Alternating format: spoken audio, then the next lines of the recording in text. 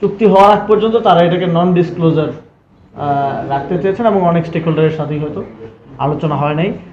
এবং আমরা এটাকে ক্রিটিক্যালি আমরা পয়েন্ট আউট করেছি যে এনসিপির সাথে আলোচনা না করাটা এটা উচিত হয়নি। এনসিপি সাথে অবশ্যই কনসাল্ট করা উচিত ছিল এবং সামনের দিকেও আমরা এটা জানিয়েছি স্টেক হোল্ডারদেরকে যারা ইনভলভ ছিলেন, সামনের দিকেও এই ধরনের বড় ডিসিশনের ক্ষেত্রে অবশ্যই আলোচনা করা উচিত।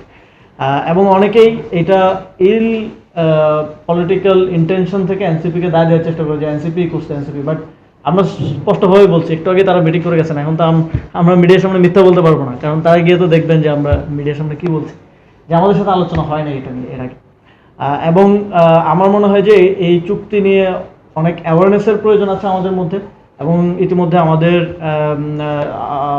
সম্মানিত আহ্বায়ক তিনি বলেছেন যে সংসদীয় বিষয়টি নিয়ে আলোচনা হওয়া উচিত, awareness and pros and cons বোঝার জন্য, এবং সাধারণ মানুষকেও আরও আমি দেখছি যে সত্য মিথ্যা অনেক কিছু মিলিয়ে সোশ্যাল মিডিয়াতে টকশোতে বিভিন্নভাবে আসতেছে, অ্যাওয়ারনেস প্রয়োজন আর কি। তো এটা ওনাদেরকে আমরা বলেছি যে এটা কমিউনিকেশনটা আরও বেটারভাবে আপনাদেরও করা প্রয়োজন, ইউএস এম্বাসিরও করা প্রয়োজন, যাতে করে ভুল বোঝাবুঝি তৈরি না হয়।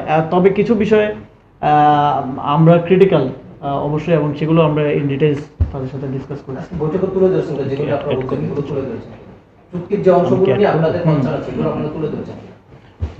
একটা বিষয় চুক্তি সম্পর্কে যে নন ডিসক্লোজারের যে কনসার্নটা, এটা আমাদেরকে একটা বিষয় মাথায় রাখতে হবে যে জুলাই গণ অভ্যুত্থানের পর বাংলাদেশে শুধুমাত্র যে ইন্টারনাল পলিটিক্যাল পরিবর্তন হয়েছে তা কিন্তু না। বাংলাদেশের যে ইন্টারন্যাশনাল স্টেক হোল্ডার্স, বিশেষ করে আমাদের নেইবারিং কান্ট্রি, যারা এখন পর্যন্ত গণ অভ্যুত্থানকে স্বীকৃতি দেয় নাই এবং যারা এখন পর্যন্ত আমাদের পলাতক আসামিদেরকে নিয়ে বাংলাদেশকে ডিস্টেবল করার চেষ্টা করছে, তো সেই বিষয়টা কিন্তু আমাদেরকে মাথায় রাখতে হয়। এখন বাংলাদেশ সামনের দিকে এগিয়ে যাক, এটা যদি আপনি একেবারে বাংলাদেশের নাগরিক হিসেবে চিন্তা করেন, আপনারা দেখবেন যে ইন্ডিয়া চায় না কোনোভাবেই আওয়ামী লীগবিহীন অথবা ইন্ডিয়ার কর্তৃত্ববিহীন এই সেটেলমেন্টটা এগিয়ে যাক।